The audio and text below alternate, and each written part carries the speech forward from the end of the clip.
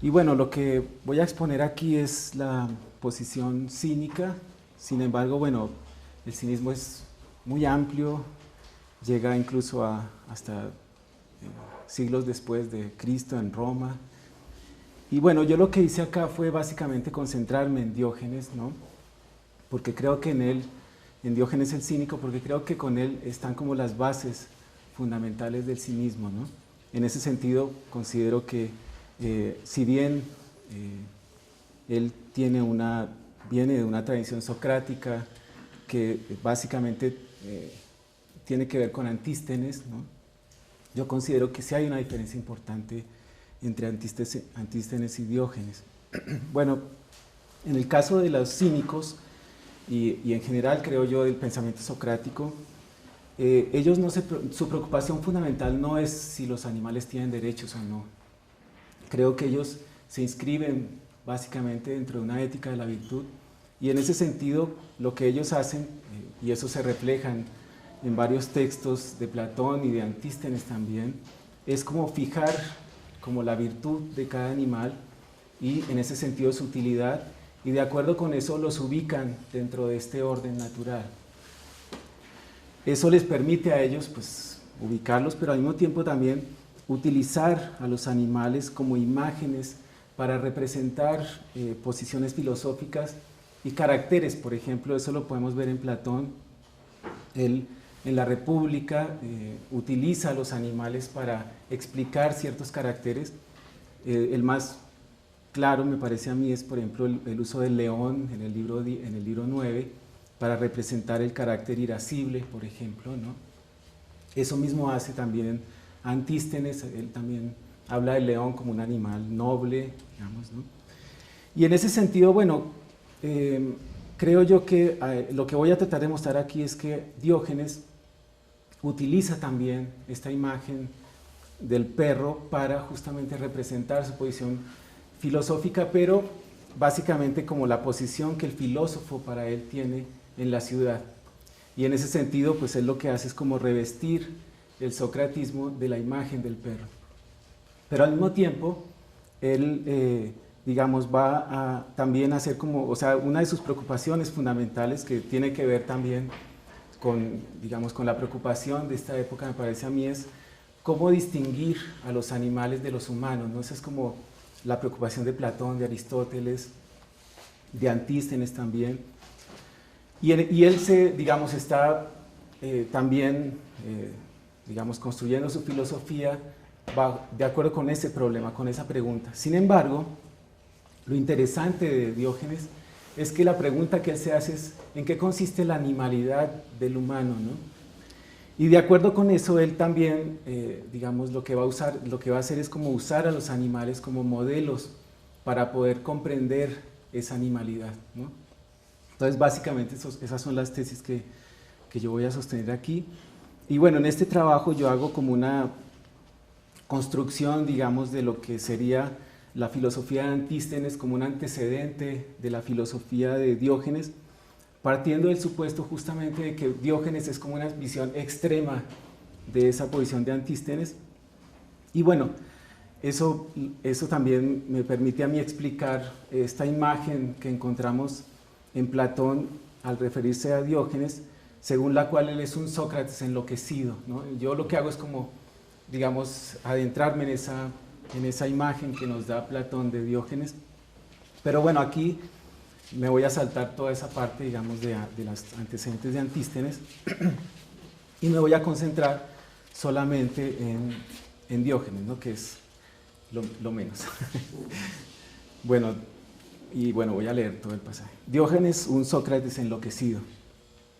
Dice, entre los testimonios que recoge Laercio sobre la discordia que al parecer hubo entre Platón y Diógenes en torno a las ideas, al final de uno de estos pasajes, alguien le pregunta a Platón qué tipo de individuo le parece Sócrates, a lo cual responde, y uno no puede dejar de notar un cierto aire de recriminación, un Sócrates enloquecido. Se trata de una caracterización que, como he señalado, indica que Diógenes constituyó el cinismo a partir de una imagen de Sócrates, pero que además hace palpable el propósito de su filosofía. De acuerdo con este supuesto, en esta sección haré una exposición de la propuesta de Diógenes, tomando como pilar esta percepción que supuestamente tuvo Platón de él, pero que considero se avista en los varios testimonios que tenemos de su vida y obra.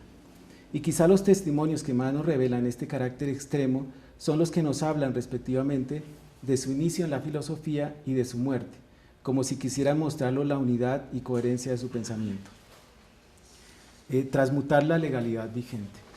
Según relata Laercio, el camino de la filosofía lo emprendió Diógenes al exiliarse en Atenas por haber él o su padre, los testimonios no son concluyentes, falsificado la moneda de su ciudad Sinope. Sin embargo, la razón del exilio es crucial no solo porque supone que Diógenes emprendió después de él un nuevo camino, sino porque revela el sentido del mismo. Precisamente, la importancia de estos testimonios estriba en que la filosofía de Diógenes puede entenderse básicamente como un intento por transmutar los valores vigentes, y de hecho dos de estos fragmentos que consigna Laercio afirman que fue el oráculo el que le prescribió esta tarea. De algún modo, estos pasajes acercan a Diógenes y Zenón, pues a Zenón es el que se supone es el que originó el estoicismo, ¿no?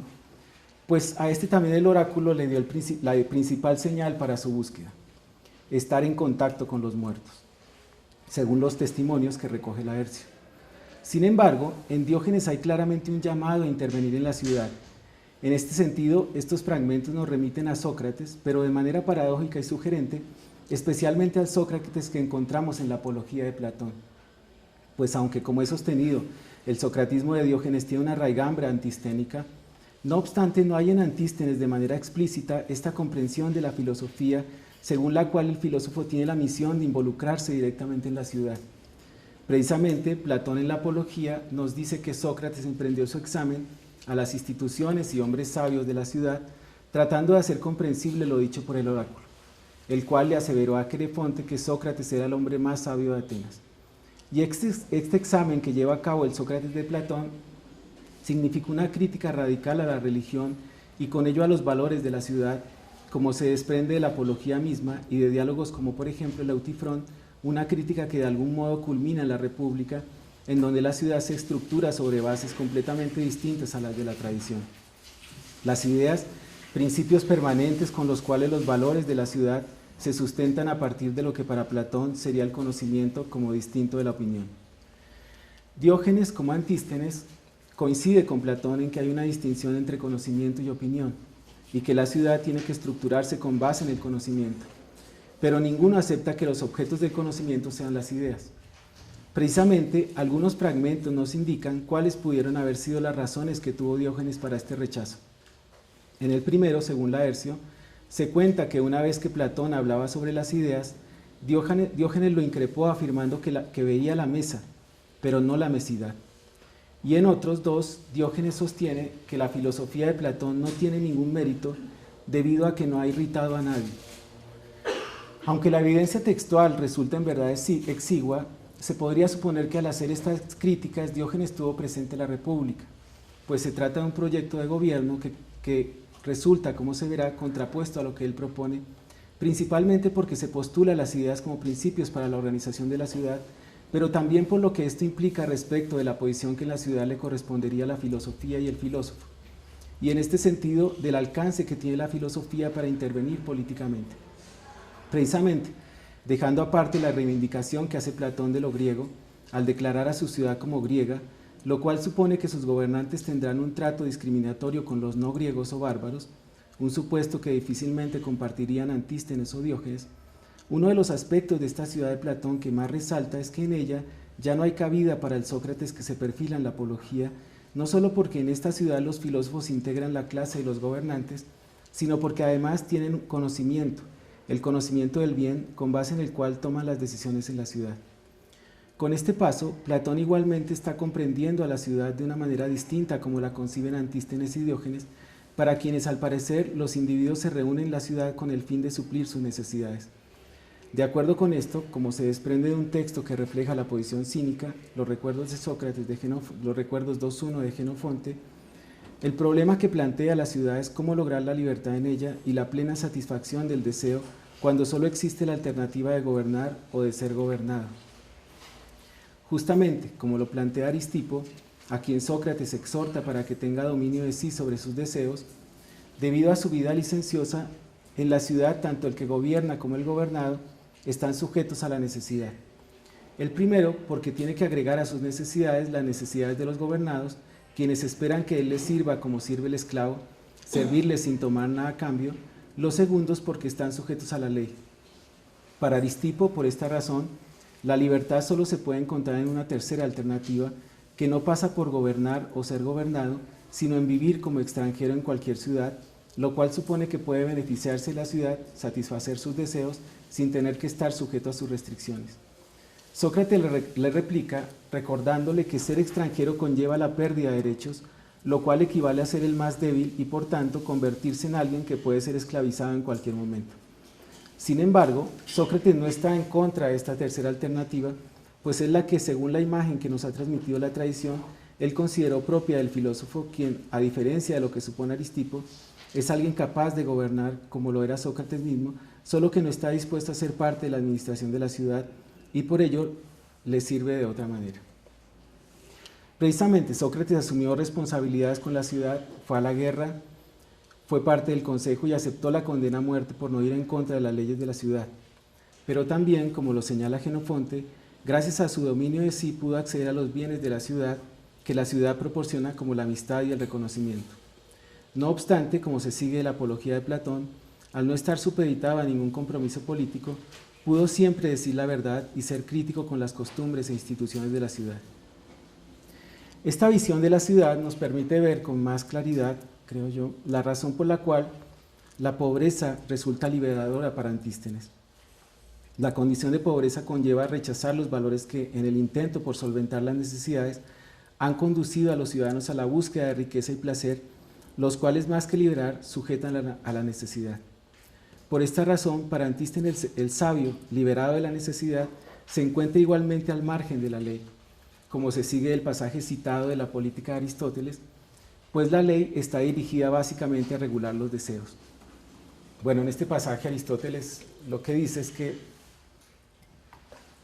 según Antístenes, el sabio, digamos, es como la cabeza del orden natural, y en ese sentido, pues él no necesita, digamos, la ley, sino que vive de acuerdo con su virtud, ¿no? De acuerdo con esto, el sabio ni gobierna ni es gobernado, y por ello, a diferencia de lo que propone Platón, su pertenencia a la ciudad no tiene que ver con el reconocimiento de sus valores y la función que cumple en la misma, sino por los bienes que ella le proporciona, especialmente la búsqueda de la excelencia y la amistad. Diógenes, en principio, se sitúa igualmente en este punto intermedio, pero como he señalado, va mucho más allá de Antístenes al vivir en la ciudad, portando el estandarte no de la pobreza, sino de la indigencia, lo cual parece sugerir que en la lógica antisténica busque la completa liberación y de hecho distintos testimonios lo proclaman como el verdadero rey, pues ni siquiera Alejandro con todo su poder tiene tanta libertad. Sin embargo, esta situación extrema de Diógenes tiene, a mi juicio, como indicado, un propósito adicional que delimita toda su filosofía. Al igual que el Sócrates de la Apología, al igual que Platón, Diógenes no persigue liberarse para liberar a los que le siguen. Su interés es liberar a la ciudad. Por esta razón, su extremismo, con el cual nos dice que los únicos bienes reales son los que proporciona la naturaleza, lo sitúa no al margen o por fuera de la ciudad, sino en el centro de la misma. Es más, en toda ella, pues duerme en un tonel o en una tina, come y hace sus necesidades en la plaza pública, está aquí y está allá, buscando con ello disipar la niebla que enceguece a la ciudad. Cito un texto de Laercio que dice: decía imitar a los maestros del coro, pues también ellos dan el tono más alto con vistas a que el resto capte el tono que corresponde. De acuerdo con esto, Diógenes apela a la animalidad para configurar el papel de la filosofía y especialmente del filósofo en la ciudad, pues él reviste al socratismo de Antístenes con la imagen del perro, el cual nos muestra, según Platón, que hay en la naturaleza un animal que combina la fogosidad con la mansedumbre, pero sobre todo que es filósofo por naturaleza, ya que distingue lo que es propio y lo que es ajeno, a partir, respectivamente, del conocimiento y el desconocimiento. Diógenes, igualmente, deambula por la ciudad mostrándole lo que es propio y lo que es ajeno, lo que corresponde con la naturaleza y lo que no, el principal conocimiento que dice haber recibido de Antístenes. Justamente, el perro, que por su colaboración con el hombre es parte de la ciudad, pero vive según su naturaleza, impacta al contraponerse a sus costumbres. Diógenes en este sentido come cuando tiene hambre y se masturba cuando siente la necesidad, mostrando con ello que la acción según la naturaleza no es incoherente, como sí lo es la acción según la costumbre. Los oradores hablan de justicia, pero no la practican. Se hacen sacrificios a los dioses pidiendo salud, pero se celebran comilonas en contra de la salud. Sin embargo, este conocimiento de lo que es propio y de lo que es ajeno significa en realidad una investigación constante, la cual, como lo indican los distintos testimonios, se resuelve en la práctica, experimentación y observación. Una investigación que, según algunos fragmentos, explica su muerte. Se dice que murió tras haber vivido cerca de 90 años. Este es un texto de Diógenes Laercio. Acerca de su muerte se cuentan versiones diversas, pues unos refieren que después de haberse comido un pulpo vivo, tuvo un tremendo cólico y murió a consecuencia de este. Otros dicen que fue por contener su respiración. Pero esta imagen, que sin duda resulta grotesca y que podría entenderse como uno más de los actos extremos de Diógenes, que confirman la visión que tiene Platón de él, solo se puede explicar si consideramos que revela justamente el intento de Diógenes por comprender la naturaleza humana y en este sentido determinar hasta dónde lo que llamamos nuestra naturaleza es más bien el límite impuesto por la costumbre. De acuerdo con esto, acorde con el Sócrates de la Apología de Platón, su conocimiento no consiste en tener una teoría acerca de la naturaleza, sino en una continua investigación por la cual se somete a todo tipo de pruebas. Precisamente, si bien el pulpo vivo fue el último, hay en Laercio otro testimonio que muestra que Diógenes se sometió en otras ocasiones a comer carne cruda, y en este fragmento también se cuenta que caminaba descalzo en la nieve, mostrando así que el límite de la naturaleza no es el límite impuesto por la costumbre, y por ello proclama que los hombres pueden comer cualquier tipo de carne e incluso carne humana. Y bueno, uno podría, creo que bueno, este pasaje es muy interesante porque muestra, me parece a mí, como para Diógenes, pues lo importante es investigar en qué consiste la animalidad, y esa es una preocupación de los que me parece a mí se encuentran los filósofos de este tiempo, y que bueno, Plutarco, por ejemplo, lo menciona, ¿no? O sea, la preocupación de si el hombre puede, según su naturaleza, comer o no comer carne humana. Pero también en este pasaje, algo que, digamos, se muestra es que para Diógenes, y bueno, y en ese sentido él sigue la filosofía de Antístenes, digamos, lo que se busca es como buscar esta conexión que hay entre todos los animales y entre toda la naturaleza también. Ellos suponen de algún modo que todo está como conectado. Y en ese sentido, bueno, aunque uno podría pensar que ellos asumen como una especie de posición especista, digamos, con respecto a los animales, en realidad ellos lo que buscan es esta integración con la naturaleza, ¿no? Y me parece a mí que eso es un aporte interesante del cinismo, ¿no? Sin embargo, se puede percibir mejor este interés por comprender la naturaleza en varios pasajes en donde Diógenes toma como modelo de lo natural a los niños y los animales, por ser ellos quizá aquellos que no están viciados por la costumbre. De acuerdo con esto, según los testimonios, en los niños y en los animales encontró que el acto más natural es el que nos permite solventar la necesidad sin dificultad. Según Laercio, Diógenes comprendió esto al observar un ratón que iba de un lado a otro sin preocuparse de ninguna de las comodidades convencionales. Del mismo modo, tiró su copa al observar a un niño que tomaba agua de las manos, y su plato al ver a otro que, al rompérsele su cuenco, se comió las lentejas recogiéndolas con el pan. Diógenes entonces encuentra en esta manifestación natural, que no es más ni menos que la expresión de la animalidad, aquello que se contrapone a la costumbre y en este sentido lo que nos libera de la necesidad. De acuerdo con esto, como lo manifiesta Laercio, la doctrina cínica establece que la virtud consiste en vivir según la naturaleza, es decir, vivir con lo que es suficiente, lo cual nos hace semejantes a los dioses, ya que ellos no necesitan de nada.